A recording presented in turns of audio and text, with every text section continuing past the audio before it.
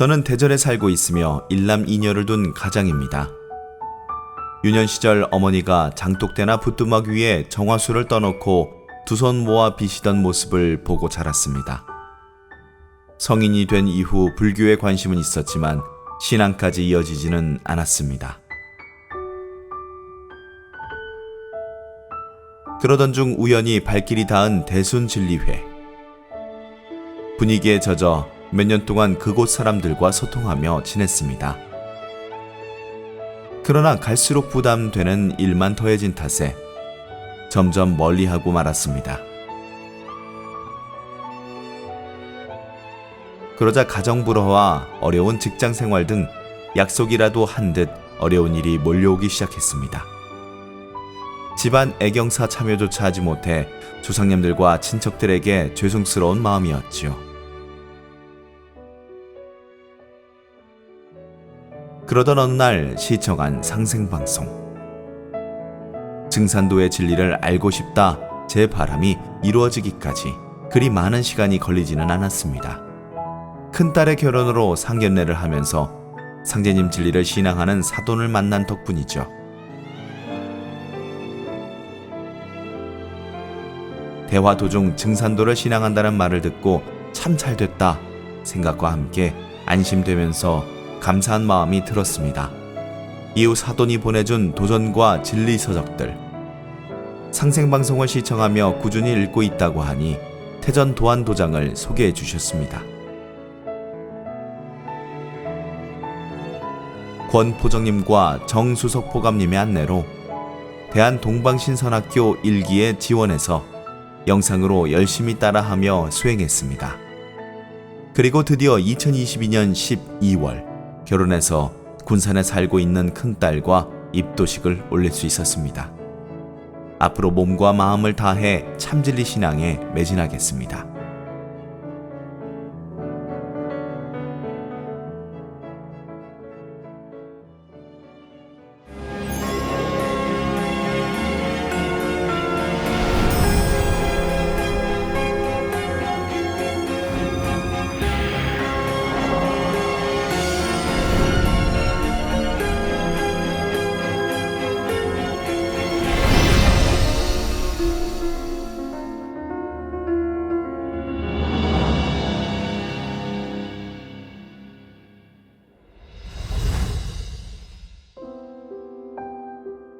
제가 어릴 때 마고 삼신님을 모셨던 어머니.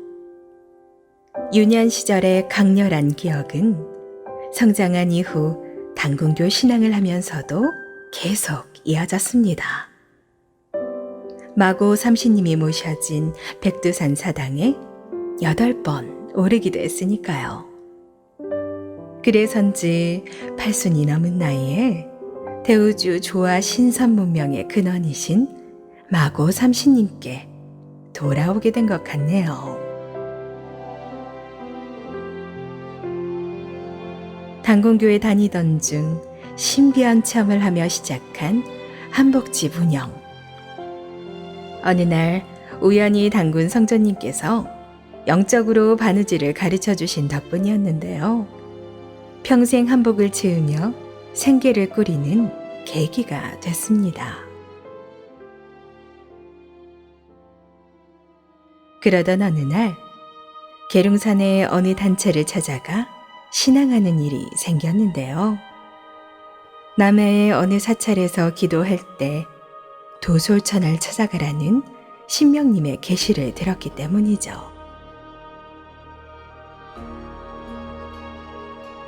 하지만 항상 마음이 허전했는데요. 어영부영 시간만 보내다가 안도생님을 만나면서 상제님 진리를 알게 되었고 결국 마고 삼신님께 설려와도 받을 수 있었습니다.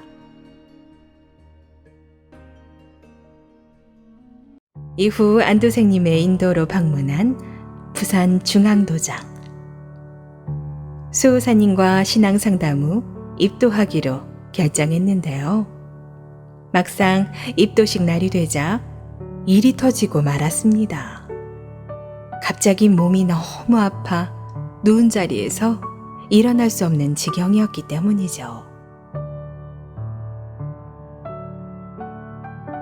다행스럽게도 도장에 같이 가기 위해 집에 오신 안도생님이 부축해준 덕분에 겨우 입도식을 치를 수 있었는데요. 힘들게 도장 성전에 들어서니 어디선가 들리는 단군 성조의 말씀. 왜 이렇게 늦게 왔느냐? 잘 왔다. 놀라움과 반가움이 교차하더군요. 이후 제 상태를 파악한 수호사님이 천신단 앞쪽에 의자를 가져다 주셨는데요.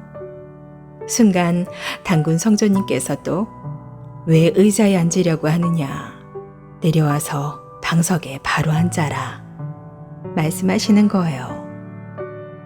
깜짝 놀란 저는 바로 바닥에 방석에 앉았지요. 무사히 입도식을 마치고 돌아간 집.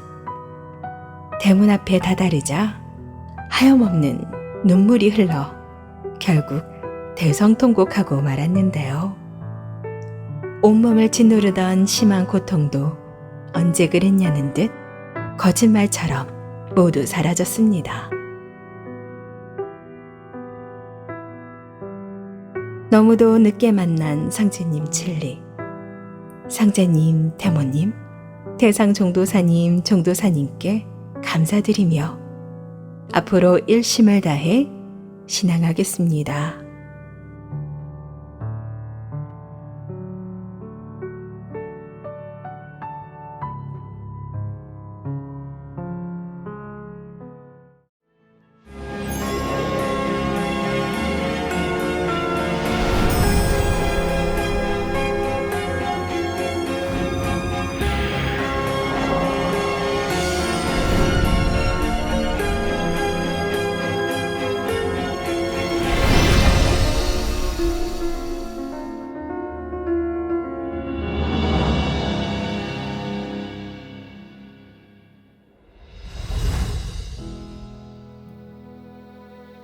제가 상제님 진리를 접한 것은 아내를 통해서였습니다. 그동안 살면서 사람들이 제 종교에 관해 질문할 때마다 천주교 모태신앙입니다 대답하기는 했는데요. 신앙하고 싶은 마음도 없었고 사후세계와 구원의 문제에도 별다른 고민이 없었습니다.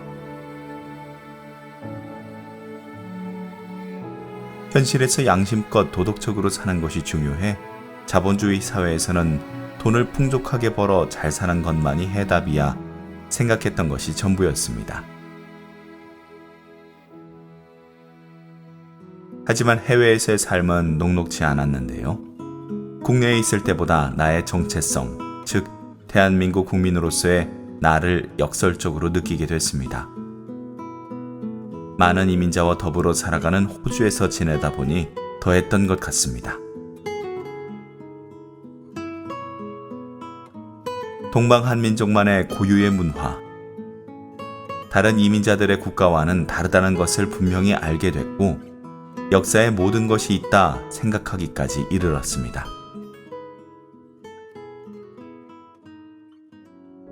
그러던 차에 교과서에서 배운 고조선 역사 이전에 숨겨진 고대사가 있어요. 아내의 말은 솔직히 충격적이었는데요. 공부하다 보니 지금도 뻔뻔함의 극치를 달리고 있는 일본과 중국의 만행을 보며 유구한 한민족 역사를 가위질하는 것쯤은 별일 아니었겠다 싶었습니다. 고대로부터 내려오는 도도한 흐름 속에서 신교를 바탕으로 한 우리 대한의 정신, 그것을 밝히는 증산도에 마음이 열렸습니다.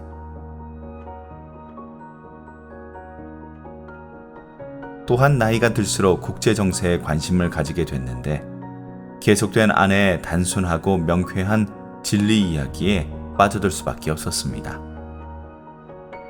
음양오행과 우주 일련에 관한 내용이었는데요. 지금은 우주의 여름에서 가을로 가는 하추 교역기라는 말이 가슴에 와닿은 것이지요. 엉켜있던 구슬이 한 번에 꿰어지는 것 같은 기분이었다고 할까요?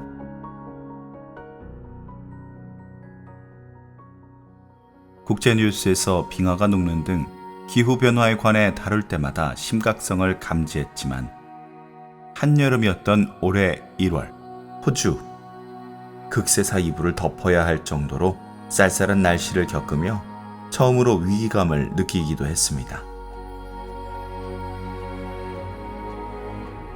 하지만 진리 공부 중 크게 와닿지 않는 것이 신관인데요. 머릿속으로는 그럴 수 있을 거야 생각하지만 제가 아직 너무 현실적이고 물질적 세계관에 기반하여 살다 보니 그런 것 같습니다. 의심 많은 성격도 한몫했을 테고요. 상제님, 태모님이 친히 강세하셔서 천지공사를 집행하신 것, 그리고 영혼과 신들의 세계, 제가 구도의 과정에서 풀어야 할 과제라고 생각합니다. 전 세계를 강타한 감염병 코로나19 발생한 지 몇 년 만에 방역이 완화되면서 오랜만에 고국을 방문하게 됐습니다. 또 언제 입도를 기약할 수 있겠어요? 아내의 간절한 권유에 입도하기로 했습니다. 부족한 저의 입도를 허락해 주신 상제님, 태모님, 태상 종도사님, 종도사님께 깊은 감사의 인사를 올립니다. 그리고 진리교육에 힘써 주신 소사님께도 감사드립니다.